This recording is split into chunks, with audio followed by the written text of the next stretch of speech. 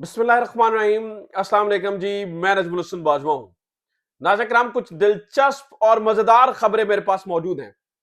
आपको ये मालूम ही है कि इमरान खान से स्कोर सरल करने के लिए निजाम इंसाफ का सहारा लिया गया।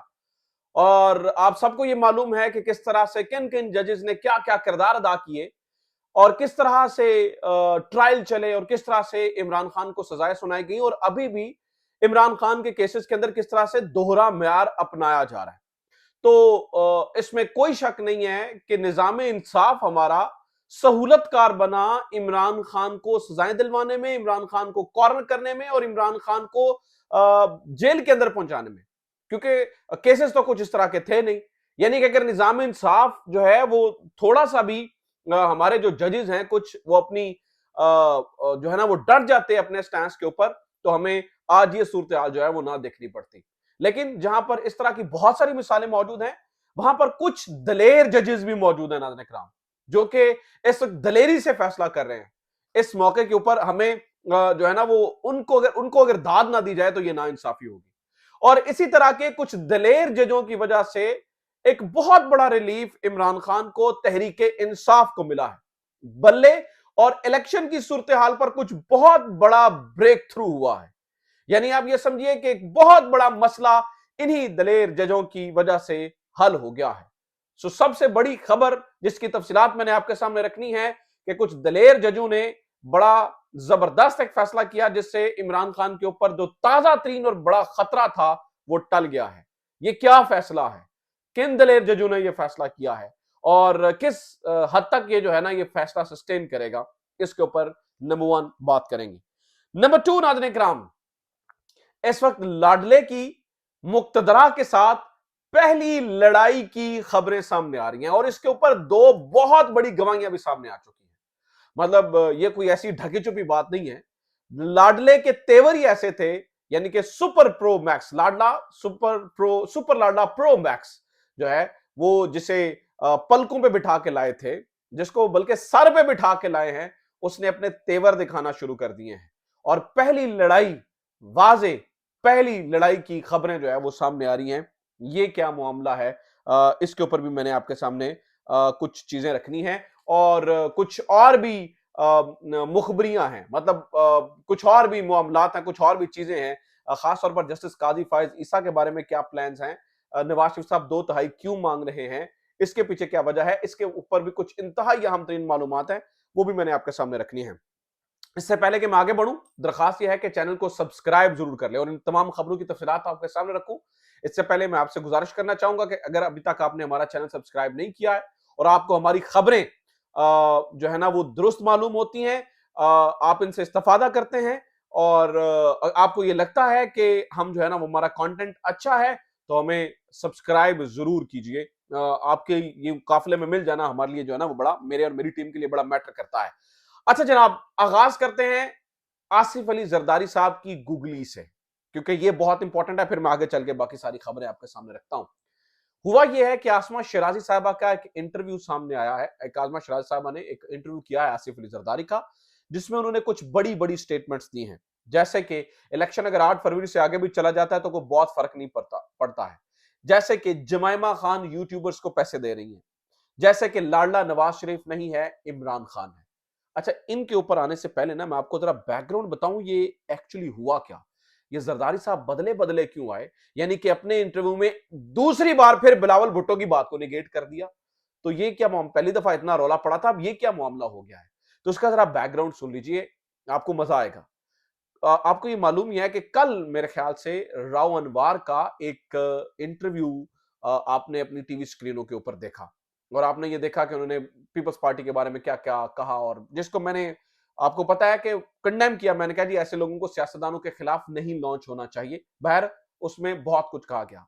अब इसकी जो बैकग्राउंड स्टोरी पता चल रही है वो ये है कि जनाब मोहतरम जो आसिफ अली जरदारी साहब हैं, उन्होंने बड़ी चालाकी से गेम खेलने की कोशिश की और उन्होंने इमरान खान को अपना तुरप का पत्ता समझते हुए इस्तेमाल करने की कोशिश की और कुछ इस तरह से ब्लैकमेल करने, और क्योंकि देखिए तंग तो वो थे कि आप एक तरफ जो है ना वो इतनी खुलेआम छुट्टी दिए हुए हैं और हमें लेवल प्लेइंग फील्ड जो है ना वो आप नहीं दे रहे हैं, ये कितनी बड़ी ज्यादती कर रहे हैं आप हमारे साथ, हमें लेवल प्लेइंग फील्ड नहीं दे रहे, यानी कि हमें भी उसी तरह से लाडला बना करके जिस तरह से आपने नवाज शरीफ को रखा हुआ है। तो इन्होंने थोड़ा सा ना जरा झलक दिखाई कि हम जरा इमरान खान भी हमारे पास ऑप्शन है, हम उनके करीबी हो सकते हैं। तो हुआ ये कि राव अनवर का उसके मुकाबले में जनाब इंटरव्यू आ गया। अब जब राव अनवर साहब का इंटरव्यू आया तो आसिफ जरदारी साहब की अचानक माथा ठनका और उन्होंने कहा एक ही हो गया, ये तो गेम हाथों से निकल रही है। तो आज वाला जो इंटरव्यू था वो तरले मिनटों वाला इंटरव्यू था, यानी कि आज जो बातें की गई हैं कहा गया है कि जनाब जिवें तुसा कहना है उवें ही असी खुश हां। यानी कि आसिफ जरदारी साहब ने ये एक्चुअली मुख्तलिफ बातों से ये कन्वे करने की कोशिश की है कि जनाब आप क्यों परेशान हो गए, हम आपकी खिदमत में हाजिर हैं, आप तो गुस्सा ही कर गए हैं। अब देखिए कि इस पूरे मामले के अंदर आसिफ अली जरदारी साहब ने दो जो बड़े काम किए हैं। पहली बात तो यह है कि अपने बेटे की बात को निगेट किया कि जब वो खुलेआम कह रहा है लाडला नवाज शरीफ साहब के बारे में जो है वो इशारे कनायों में बिलावल भुट्टो साहब बात कर रहे हैं, तो खुद कह रहे हैं जी मुझे बिलावल ने जो है ना वो आइडेंटिफाई तो नहीं किया कौन लाडला है, मैं आपको बता रहा हूं कि लाडला इमरान खान है। यानी कि कैसा लाडला है जो जेल के अंदर पड़ा है, जिसकी जमात के ऊपर पाबंदी लगाने की बातें हो रही है, जिसका बल्ला छीनने की बातें हो रही हैं, जिसके लोग उठाए गए हैं, जिसकी पार्टी तोड़ दी गई है, वो इनकी नजर में लाडला है और जिसको सर के ऊपर बिठा के लाया गया है, जिसके बारे में आपकी पार्टी कुछ दिन पहले जो है ना वो बातें करती हुई नजर आ रही थी, जिसके बारे में आपकी जो है ना वो पार्टी बयान दे रही थी, उसके बारे में आप जो है ना वो मुकर गए। तो हमें आपकी मजबूरियों का पता है, इसलिए इन्होंने अपने बेटे की बात को निगेट किया। इन लार्जर पिक्चर इन्होंने अपने आप के लिए फायदा कर रहे हैं कि जनाब कोई मसला नहीं है, बिलावल को आप छोड़ें, असल चीजें मैं ही देखूंगा। बिलावल से पता चला है कि मुक्तदरा थोड़ी सी नाराज है, तो इस वजह से प्रॉब्लम है। दूसरी बात नाज़रीन किराम जो इन्होंने की वो जमाइमा खान के बारे में। इन्होंने कहा जी बैरून मुल्क जितने यूट्यूबर्स बैठे हुए हैं उनको जमाइमा खान पैसे देती है। पहली तो बात यह है कि मैं आसिफ अली जरदारी साहब से ये एक्सपेक्ट नहीं करता था, ठीक है उनके ऊपर करप्शन के इल्जाम लगे उनके जो, लेकिन ये बेहुदगी उनसे एक्सपेक्ट नहीं करता हूं, क्योंकि आसिफ अली जरदारी साहब की बेगम की बजाते खुद तस्वीर आपको मालूम ही है कि बरहना तस्वीर, फेक तस्वीर जो है वो जहाज से फेंकवाई गई थी। तो मुझे लग रहा था कि पीपल्स पार्टी इस लेवल पर नहीं जाएगी, लेकिन उन्होंने भी जब जहां यहां पर एक पार्टी इमरान खान की एक बीवी को टारगेट कर रही है और इमरान खान की बीवी घर पे जो है ना वो हमला करने की कोशिश है, तो जरदारी साहब ने इमरान खान की जो साबिका बीवी है उसके ऊपर हमलावर होने की कोशिश की है। और मैं आपको एक बात बता दूं, ये असल में साबित करना चाहते हैं कि इमरान खान के ताल्लुक हैं अभी भी कोई लॉबी से और ये यहूदी लॉबी से और फलां फलां फलां फलां। मैं सवाल करना चाहता हूं कि कैसी लॉबियां इमरान खान के पीछे हैं कि जनाब वो जेल में पड़ा है और आपके मजे हो रहे हैं, उसकी पार्टी टूट रही है, वो लॉबीज उसके लिए क्यों कुछ नहीं कर रही हैं? जिनके फायदे हो रहे हैं लॉबीज तो उनकी होती हैं। तो फिर हमें ये पता है कि किन के फायदे हो रहे हैं, हमें पता है कि पाकिस्तान मुस्लिम लीग नून को क्या मिल रहा है, हमें पता है कि पाकिस्तान पीपल्स पार्टी को क्या मिल रहा है, हमें ये पता है कि इन दोनों के कितने जो है ना वो बेनिफिट्स जो है ना वो इनको दिए जा रहे हैं। तो जो जमाइमा खान है उनके बारे में बात करना इंतहाई तशवीशनाक, नाज़रीन किराम इंतहाई तशवीशनाक, बड़े अफसोस की बात है मुझे। अच्छा जनाब एक और खबर सुनिए इंतहाई अहम, वो ये है कि शहजाद अकबर साहब ने जो है ना वो ये बताया जी उन्हें को मुखबर बता रहे हैं कि 2/3 नवाज शरीफ साहब मांग रहे हैं, उसके बाद वो कह रहे हैं जी वो तोसी कर देंगे मुल्क के कुछ अहम तरीन शख्सियात की, जिनमें एक का नाम वो काजी फायजा का जो है तो उन्होंने खुल के बात बता दी कि काजी फायजा साहब को तोसी दी जाएगी। देखिए दूसरी शख्सियत के बारे में तो मुझे नहीं पता, ना मेरे पास खबर है, ना उस बारे में बात अभी करनी चाहिए, अभी तो उसके ऊपर बात ही नहीं हो सकती है। वो मुझे लगता है कि शहजाद अकबर साहब या जो भी है मैं उनको तो नहीं चैलेंज करूंगा क्योंकि अभी इस बारे में कोई बात नहीं है। हाँ, जहां तक काजी फाइज ईसा साहब की बात है, यस इस बारे में बात आज से नहीं हो रही है, इस बारे में मैं आपको बड़ा लंबा अरसा पहले एक खबर दे चुका हूं। मैंने आपको बताया था कि काजी फाइज ईसा साहब को चीफ जस्टिस बनाने बनाने के बाद उनको थोड़ा सा लंबा रखने का इरादा है ताकि जस्टिस एजाज उल एहसन रिटायर्ड हो जाएं और वो जो है वो चीफ ना बने, क्योंकि बहुत सारी जगहों पर जो है ना वो ये ख्वाहिश है कि जस्टिस एजाज उल एहसन जो है वो चीफ ना बने। इसके लिए तरीकाकार क्या है? तरीकाकार ये है कि जो भी नई असेंबली आएगी वो एक अमेंडमेंट करे और अमेंडमेंट कर कर जो सुप्रीम कोर्ट का चीफ जस्टिस है या सुप्रीम कोर्ट का जो खास तौर पे जज है या चीफ जस्टिस है उसकी रिटायरमेंट जो है वो 65 की बजाय अब 66 साल कर दें या 65.5 कर दें या ठीक है 66 साल 66 साल कर दें, आप थोड़ी सी बढ़ा दें। तो होगा क्या कि जस्टिस काजी फायज ईसा रिटायर्ड नहीं होंगे। जब जस्टिस काजी फायज ईसा रिटायर्ड नहीं होंगे तो मीनवाइल जो है ना उनके दौर में ही जस्टिस एजाजुल एहसन की रिटायरमेंट का टाइम आ जाएगा। तो जो ही उनकी रिटायरमेंट का टाइम बदले निकलेगा और उसके बाद अगले चीफ आएंगे, तो फिर जो है वो ये होगा कि जो उम्र को दोबारा से कम करके 65 साल पर, यानी कि जस्टिस एजाजुल एहसन से बचने की कोशिश है। लेकिन प्रॉब्लम है कि जस्टिस मुनीब अख्तर भी सामने ही है, वो भी आ गई हैं, तो जस्टिस मुनीब अख्तर से कैसे बचा जाए, वो भी इस वक्त जो है ना वो प्लान आउट किया जा रहा है। तो ये भी नाज़रीन किराम इस हद तक जाया जा रहा है क्योंकि समझा जाता है कि जस्टिस एजाजुल एहसन किसी तौर पर इमरान खान को कोई फेवर ना कर सके। देखिए, कल किसी ने नहीं देखा जब जस्टिस काजी फायज ईसा रिटायर्ड होंगे तो बहुत सारे हालात बदल चुके होंगे, पुलों के नीचे से बहुत सा पानी बह चुका होगा। लेकिन ये फरमाइश है लाडले की जानिब से, अगर आप मुझे 2 तिहाई देते हैं तो मैं ये काम कर सकता हूं। ठीक है, ये मुबैना तौर पर उड़ती उड़ती खबरें हैं जो मैं अभी आपको, और इस बारे में मैं बड़ा लंबा अरसा पहले आपको बताया था कि जनाब कुछ ड्राइंग रूम्स में इस तरह की चहमगोइयां चल रही है, लेकिन अभी तक इसके ऊपर कोई कॉन्क्रीट लेवल की कोई बात नहीं हुई है।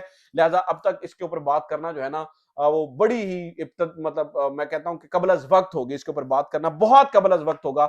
लेकिन इस तरह की चीजें हो रही हैं। एक और कहानी सुने जनाब, असद तूर साहब ने यह दावा किया है, वो ये दावा कर रहे हैं कि अल्ताफ हुसैन को अप्रोच किया गया क्योंकि एक सर्वे नून लीग ने करवाया कराची के अंदर, जहां पर पता ये चला कि जो पीटीआई है वो क्लीन स्वीप कर रही है और दूसरे नंबर पे पीपल्स पार्टी है।